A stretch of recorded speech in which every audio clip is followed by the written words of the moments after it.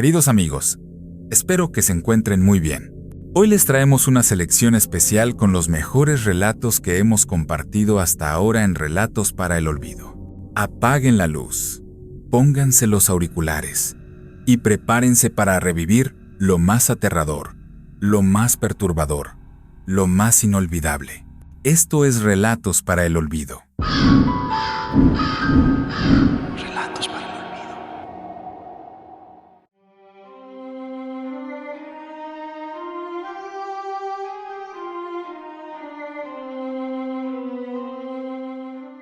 Dicen que hay lugares donde el tiempo se detuvo, donde el dolor se hundió tan profundo en la tierra que incluso los vivos caminan entre sombras que no les pertenecen.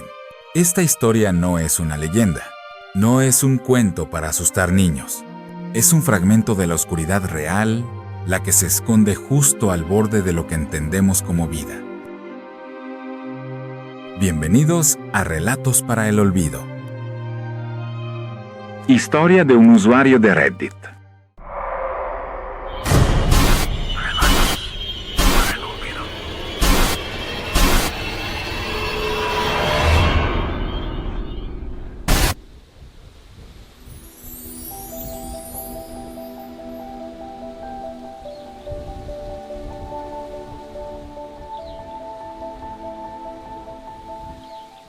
Antes de empezar con lo que viví en el Sauce, necesito aclarar algo. Yo no soy de esos que creen en fantasmas, pero tampoco soy de los que se ciegan ante lo que no pueden explicar. En otras fincas donde trabajé, ya había sentido cosas raras, pasos en la oscuridad, la sensación de ser observado, pero nada como lo que me tocó vivir allá. En marzo de 2021 me ofrecieron trabajo en una finca de El Sauce, en León, Nicaragua. Iba con mi compañero Ernesto a construir una bodega. Era un trabajo simple, o eso creímos.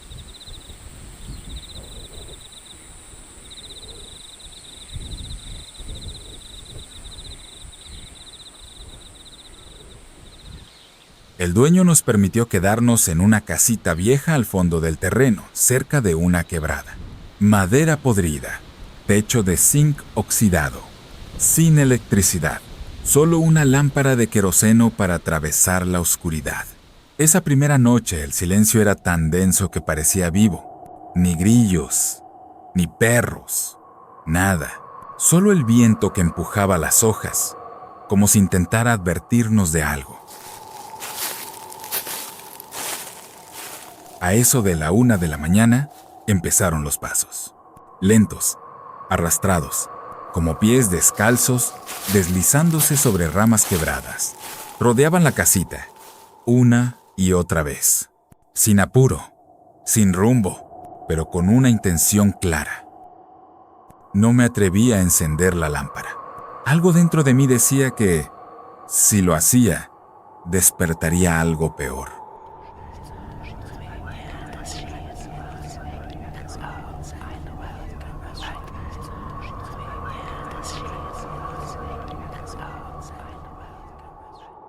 Luego silencio abrupto. Esa noche no dormí.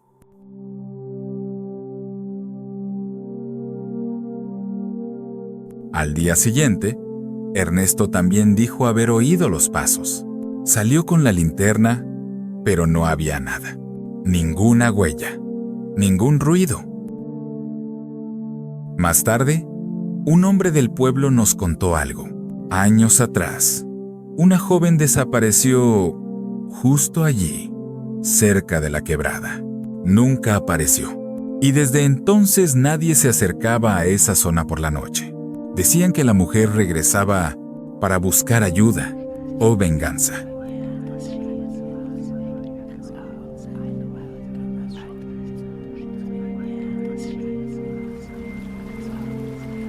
Desde entonces, todo cambió.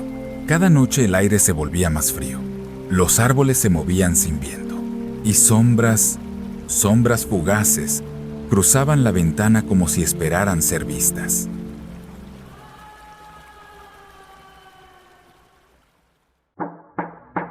Una madrugada escuché golpes, lentos, constantes, en la pared de madera. Cuando encendí la linterna, el sonido desapareció. Ernesto pensó que era el viento, pero ambos sabíamos que no lo era. Objetos cambiaban de lugar, puertas que se abrían solas, susurros sin origen. Una noche, la peor de todas, la vi.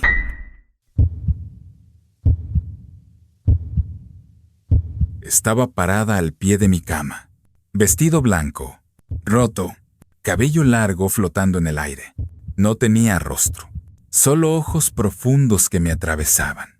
Quise gritar, pero el miedo me congeló la voz, y entonces se desvaneció. Ernesto también la había visto, y había sentido que algo lo tocaba por las noches, pero no quería aceptarlo. El dueño de la finca nos dijo que eran leyendas, que no creyéramos en cuentos del pueblo. Pero esa mujer seguía ahí, y con cada noche, su presencia era más fuerte.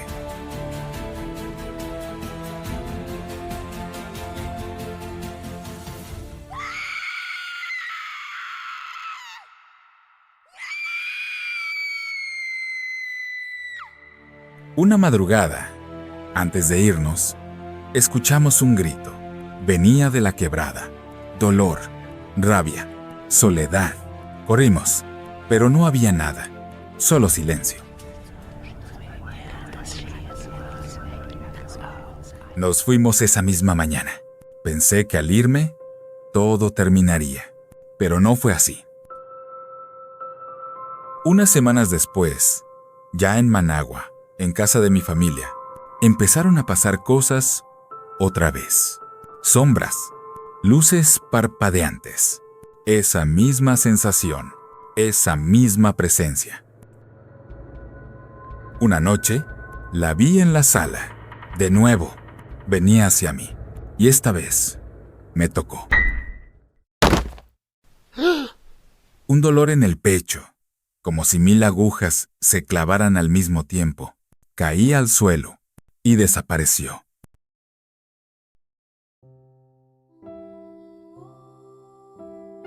Desde entonces tengo pesadillas. Sueño con la quebrada, con su rostro, con el barro, la sangre. Consulté con un sacerdote. Bendijo la casa. Me dio una cruz. Me dijo que hay almas que no descansan y que algunas se aferran. A veces siento que ella no me quiere dañar, sino que me está pidiendo algo, pero no sé qué. Y eso es lo más aterrador. Me alejé del sauce, pero hay heridas que no cierran, y hay fantasmas que no se van.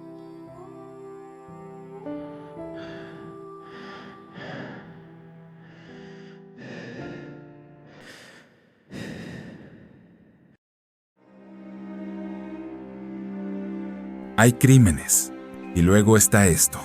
Un hallazgo en una zona lujosa de México reveló un horror tan profundo, tan retorcido, que ni los más veteranos pudieron entenderlo por completo.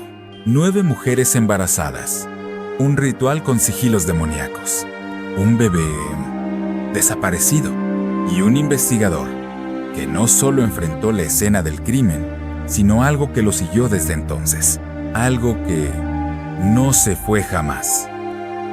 Prepárate para escuchar una historia real, una que las autoridades quisieron enterrar, pero que sigue viva, en las sombras. Esto es Relatos para el Olvido. Historia de un usuario anónimo de Reddit. Relatos para el olvido.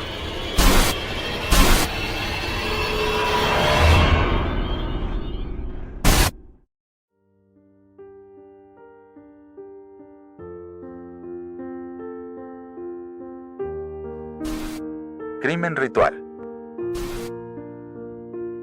Mi nombre no importa. Solo les diré que soy investigador criminal y llevo ya más de 4 años en esto.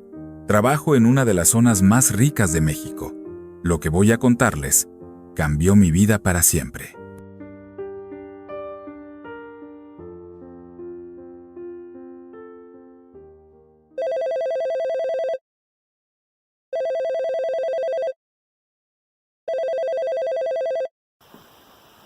No, corazón, urgencias. Dígame, ¿en qué municipio se encuentra? ¿Esto en qué colonia? Sí, pero ¿en qué colonia está?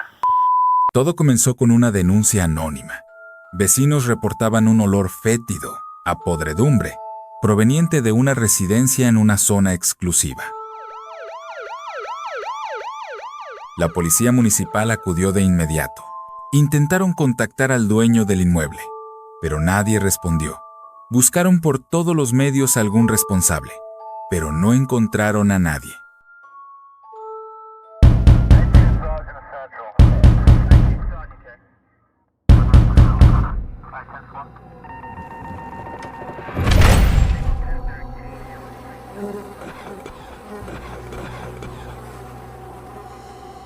Ante la falta de respuesta y el hedor que se intensificaba, se autorizó un cateo. Y fue entonces cuando todo comenzó. Me llamaron.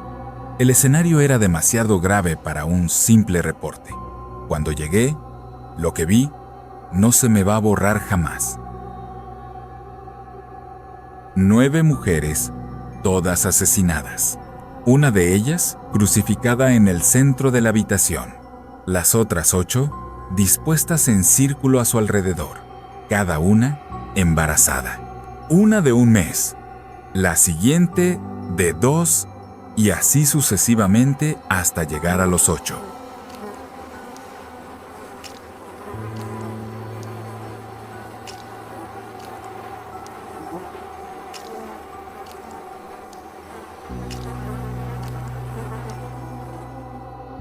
A todas les habían extraído el feto.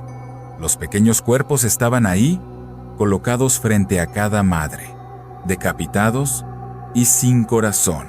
Lo más perturbador, todos, incluso los no viables, presentaban signos de haber sido manipulados con una precisión casi ritual.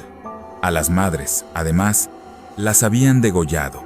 Tenían símbolos grabados en la frente, tallados, como marcas. La mujer crucificada, la del centro, no tenía feto. Medicina forense concluyó que el bebé fue extraído post-mortem y que, al momento del crimen, ya era completamente viable. De hecho, podría estar vivo.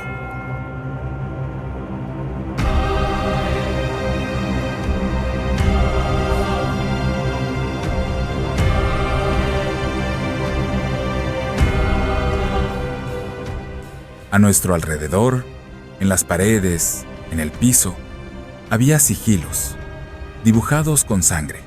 Los reconocí: Mammon, Belial, Moloch, Lilith, Paimon. Si unías cada uno con líneas imaginarias, formaban un pentagrama. No era un crimen común, era un ritual.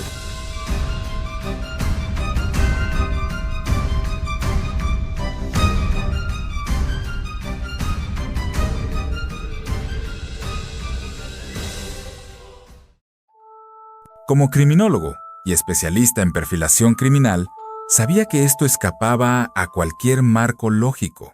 Consulté a un amigo semiólogo, me ayudó a interpretar los símbolos.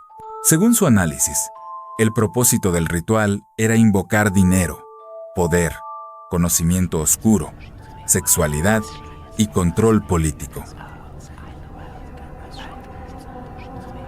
Desde ese momento, todo en mí cambió. Comencé a tener sueños extraños, pesadillas, voces, episodios de ansiedad. Mi rendimiento bajó. Me costaba concentrarme, dormir, pensar, hasta que un día, en una situación completamente ajena, cometí un error grave. Abrí fuego en un operativo por error. Fue considerado un accidente. Le disparé a un compañero, pero el chaleco lo protegió. Sin embargo, todos comenzaron a darse cuenta de que algo andaba mal conmigo.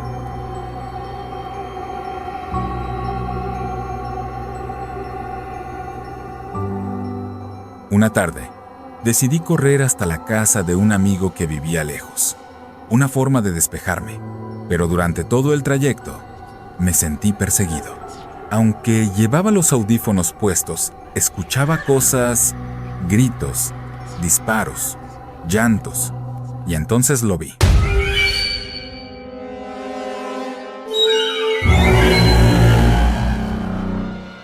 Recargado contra una pared, a media cuadra, estaba un hombre, o eso parecía.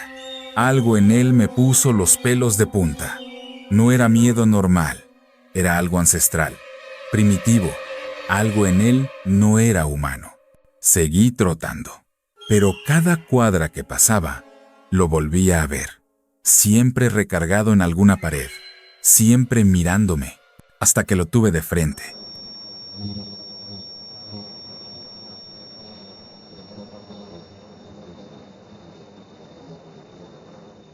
Una sonrisa enorme, antinatural, le deformaba el rostro, lo congelaba. Me le lancé encima, pero al tocarlo, sentí como si hubiera abrazado un enjambre de moscas. Salieron volando, y él desapareció.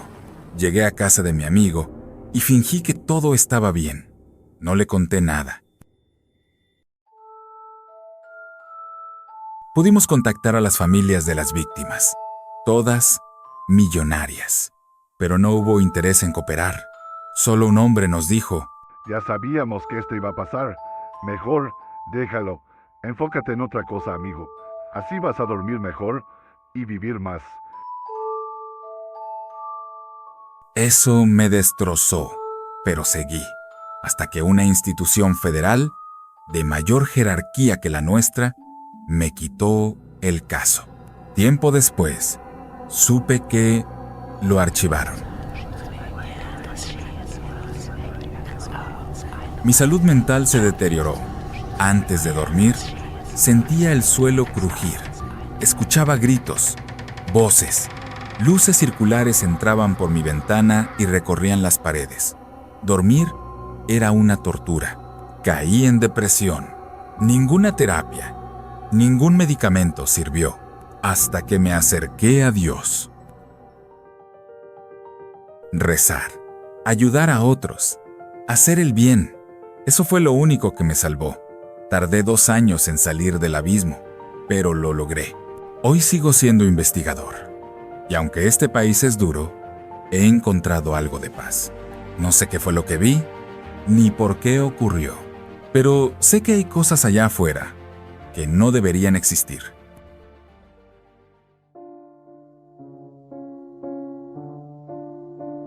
Y también sé que el mal tiene rostro. A veces, incluso, sonríe.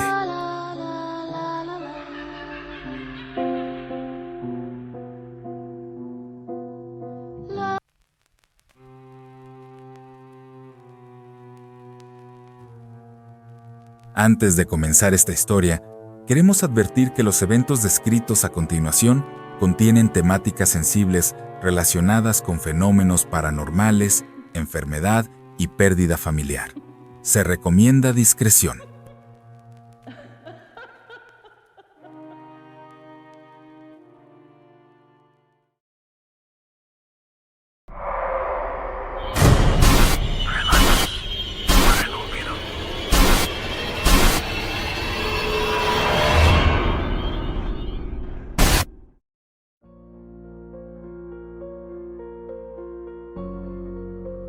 Hay casas donde el silencio se vuelve espeso, donde las paredes parecen susurrar secretos que nadie pidió oír. Pero, en mi caso, no fue la casa, fuimos nosotros, mi familia. Desde que tengo memoria, lo inexplicable ha sido parte de nuestras vidas. Mis padres vivieron experiencias extrañas mucho antes de que mis hermanos o yo naciéramos. Pero hubo una época, cuando yo tenía 14 años, en la que lo inexplicable se volvió aterrador.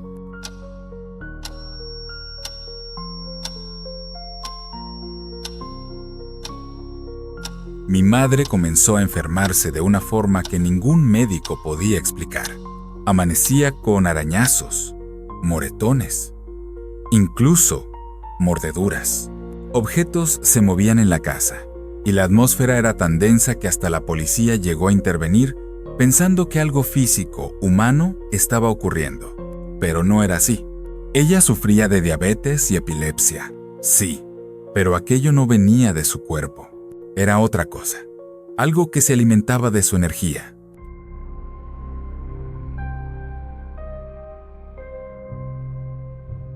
Un día, mis padres trajeron a un médium. Yo lo recuerdo con claridad.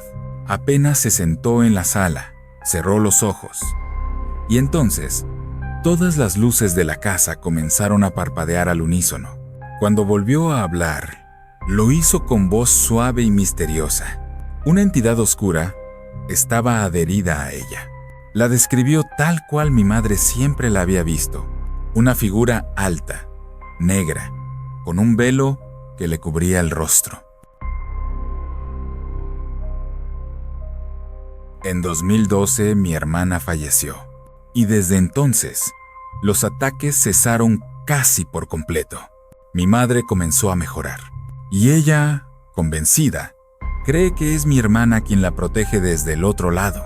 Desde entonces, la casa se volvió más callada, pero no vacía.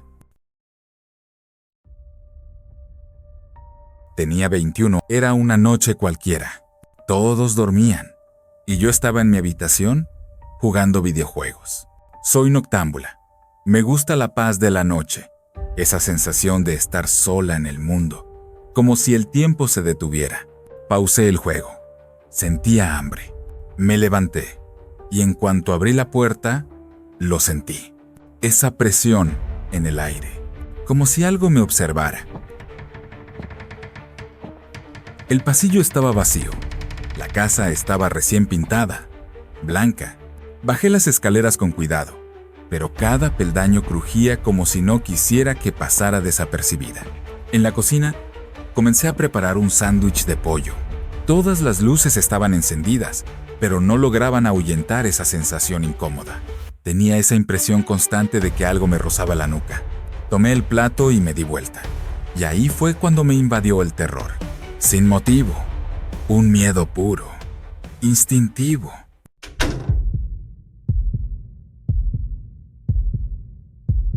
Apagué las luces, cerré la puerta del salón y entonces lo escuché.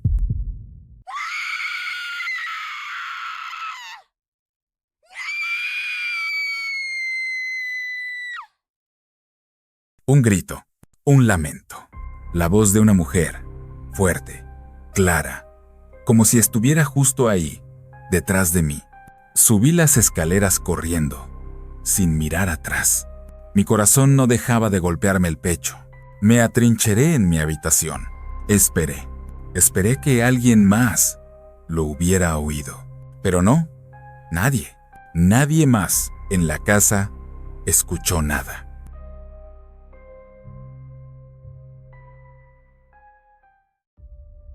Intenté racionalizarlo.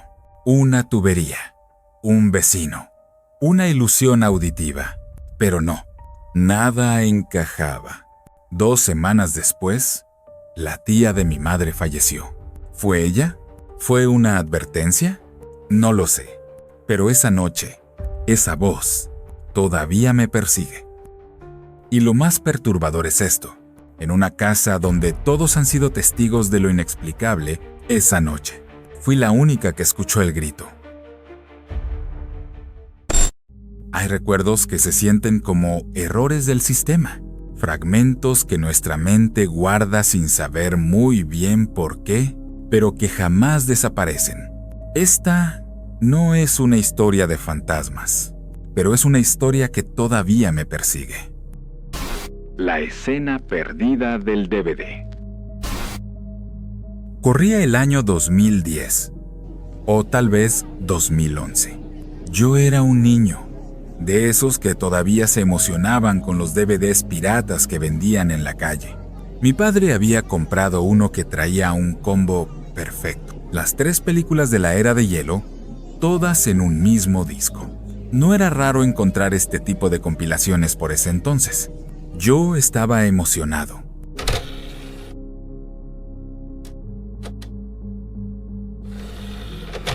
Me encerré en mi habitación, puse el disco y apareció el típico menú. Una pantalla azulada, botones simples, podía elegir cuál de las 3 películas ver.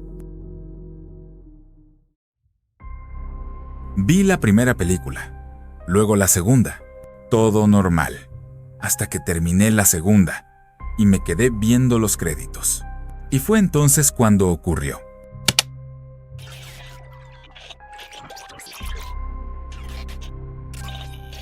Una escena post-créditos comenzó a reproducirse. La imagen era en blanco y negro, granulada, antigua. Scrat, la ardilla prehistórica, aparecía congelado en un bloque de hielo, varado en una isla. Al descongelarse, comenzaba a recorrer un bosque. Pero todo era extraño. La atmósfera no tenía nada de comedia. Scrat no era gracioso. Era silencioso, tenso. Y lo peor, la escena seguía sin música, sin diálogos, solo sonido ambiente. En medio del recorrido, Scrat se encuentra con un personaje jamás visto, un cazador bajo, con sombrero y una antigua escopeta de cañones redondos, casi caricaturesco, pero deforme, inquietante. Lo que siguió fue una cacería. El cazador perseguía a Scrat, una y otra vez. Cada escena terminaba con la ardilla muriendo, y cada vez que moría, aparecía sangre, roja, viva, lo único con color en toda la animación. Las muertes eran rápidas, pero gráficas, una y otra vez, hasta que, finalmente, Scrat aplastaba al cazador con una roca enorme. Silencio, corte abrupto, y se apagó. Quedé en shock. No entendía lo que acababa de ver. Fui a buscar a mi madre. Se lo conté, aún con miedo. Volvimos a ver el disco. Adelantamos los créditos. Nada. La escena ya no estaba. Intenté una y otra vez, incluso con mi primo cuando vino a quedarse, pero no volvió a aparecer. Era como si esa escena solo pudiera ser vista una vez y luego se borrara automáticamente. Durante años, intenté entender qué fue lo que vi. ¿Un experimento? ¿Una broma macabra insertada por quien grabó el disco? No lo sé, pero estoy seguro de algo. No lo soñé, no lo imaginé. Desde entonces, el disco quedó guardado. Y yo nunca más quise ver La Era de Hielo desde ese DVD. Porque aunque todo en él parecía normal, algo se coló entre sus datos. Algo que no debería haber estado allí y que, por alguna razón, solo yo llegué a ver.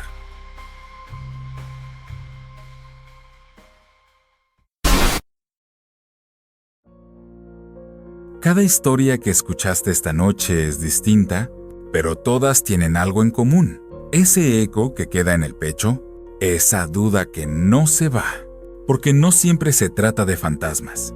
A veces, lo más aterrador es lo que no podemos explicar. Un recuerdo, un sonido, una escena que nadie más vio. Si alguna vez te pasó algo similar, si llevas dentro una historia que te cuesta olvidar, déjala en los comentarios. Tal vez, como estas, también merezca ser contada. Suscríbete, activa la campana y acompáñanos cada noche en este viaje hacia lo que muchos prefieren no recordar. Esto fue Relatos para el Olvido. Y hay memorias que, aunque intentemos, jamás se borran.